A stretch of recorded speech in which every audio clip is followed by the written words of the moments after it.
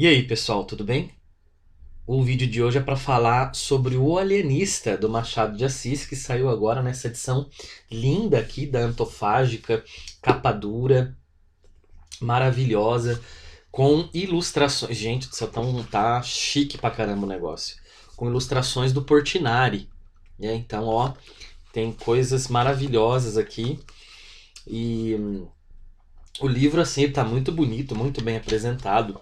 Tem Tem três textos de pessoas que, né, estudam o Machado, ou trabalharam, ou conhecem o Machado em alguma instância.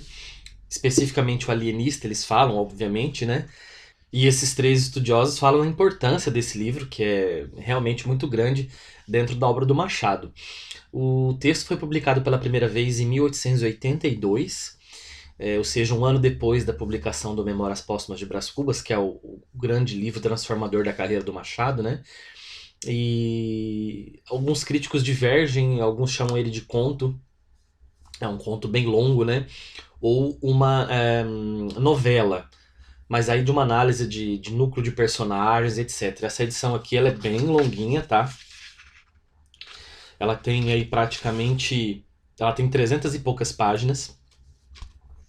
E é muito legal no finalzinho aqui que o pessoal colocou. Dizem que sou louco por fazer este livro com um colofão estranho, que diz no meio de uma música que ele foi composto por. Tal, aí fala o tipo de composição do papel. Mas louco é quem me diz e não é feliz. Que é uma música dos Mutantes, né? Então tá aqui, não sei se a câmera vai pegar, talvez vai ser um pouco difícil. Mas esse colofão no final aqui dizendo do que. Qual a composição do livro, eles falam sobre loucura. O texto fala sobre loucura, então tem, para você que não conhece, né, tá chegando agora aqui e se interessou pelo livro, o livro fala sobre loucura, um dos temas centrais da trama. É, na verdade, uma obra humorística que analisa as entranhas da sociedade, como toda boa comédia, na verdade, ela fala sobre as entranhas da sociedade e discute de maneira que leva o riso, mas discute coisas importantes dentro de uma sociedade. O personagem principal é o senhor Simão Bacamarte. Quem é esse Simão Bacamarte? Depois de estudar fora do Brasil, ter uma grande carreira, ele é um médico, ele decide se dedicar à pesquisa e vamos falar assim da psiquiatria, né? Na verdade, a psicologia, a psicanálise ainda não eram fortes, estavam sendo desenvolvidas ainda, então estava muito mais apegada à medicina do que a um campo próprio. E depois de ter estudado fora, ter feito carreira fora, ele volta para o Brasil, esse Simão Bacamarte. Ele volta para a cidadezinha dele, que é no interior do estado do Rio de Janeiro, chama Itaguaí. E ele se casa com a dona Evarista, que já é viúva.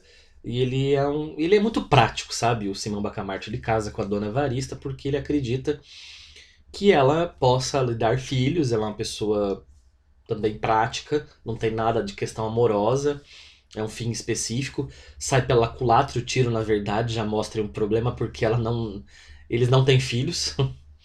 Então, essa perspectiva assim um pouco mais pragmática já se mostra errada logo de começo. Então você já vê que esse médico ele pode ter um problema, né? E o nome alienista porque era o nome dado às pessoas que trabalhavam com a psique na época. Então ele resolve nessa cidade de Itaguaí pedir autorização para montar uma espécie de hospital psiquiátrico, que eles chamam de Casa Verde. Então ele pede autorização para o município autoriza, e é uma casa de recuperação, de tratamento para pessoas loucas, pessoas que têm algum comportamento que esse alienista julga como louca.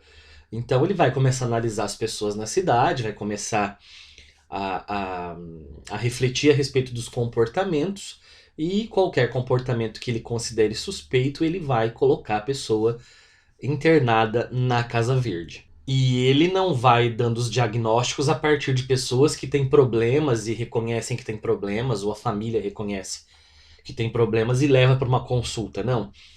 Ele analisa a partir de comentários das pessoas na rua, de amigos, a respeito de fulano ou fulano etc.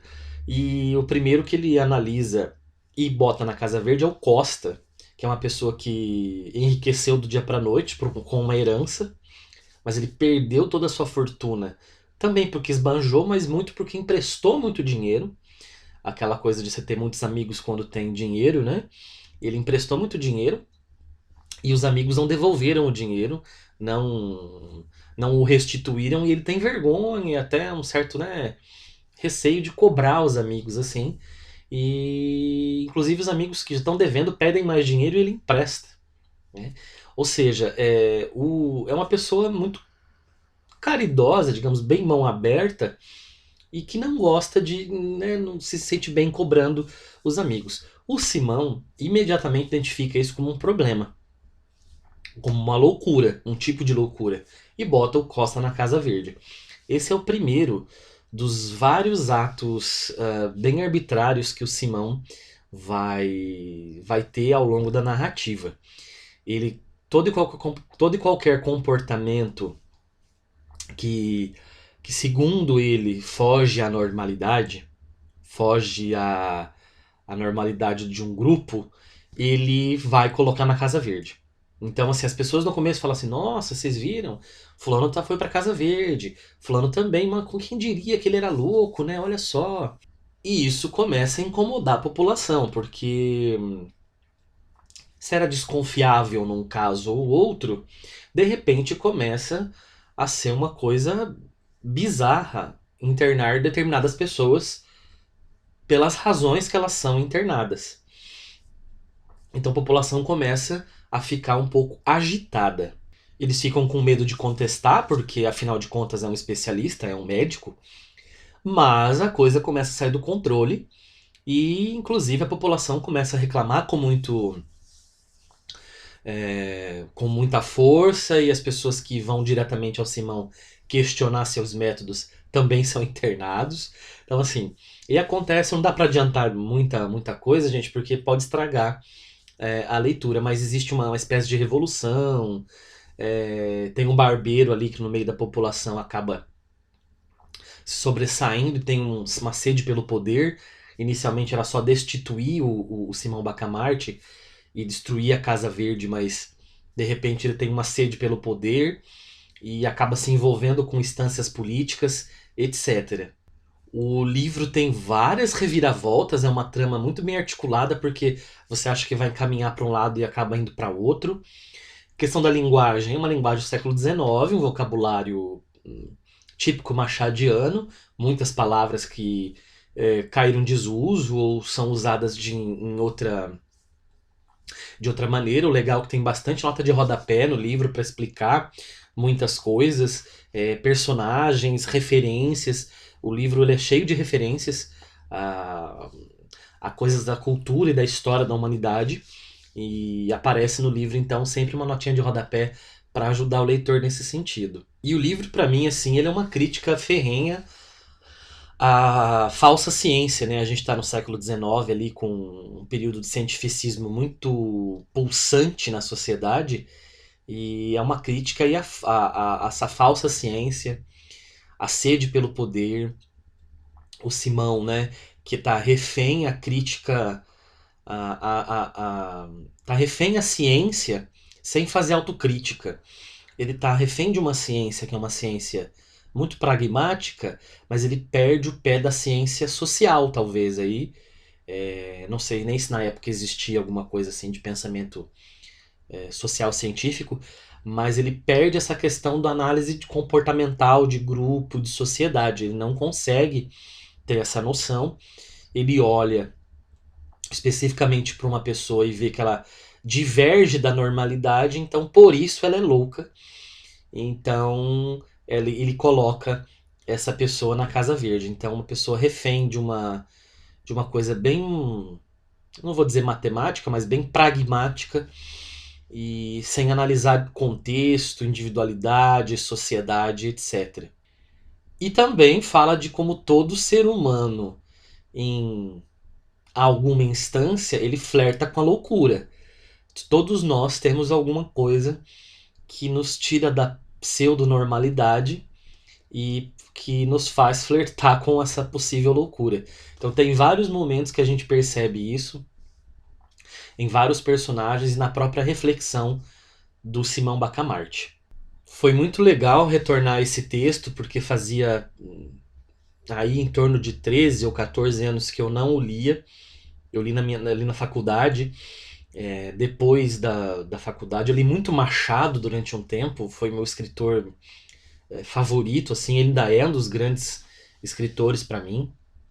Mas fazia tempo que eu não lia o Alienista. Eu, como professor do ensino médio, eu constantemente revisito Dom Casmurro e Memórias Póstumas de Brás Cubas, porque são livros que pedem no vestibular, são livros canônicos, são livros que sempre estão em discussão. Mas o Alienista fazia muito tempo que eu não lia e confesso que foi uma delícia voltar a esse texto. Me diverti demais.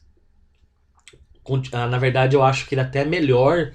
Eu acho ele melhor do que eu achei na época que eu li pela primeira vez. Eu já tinha gostado, mas eu acho que eu gostei muito mais nessa releitura.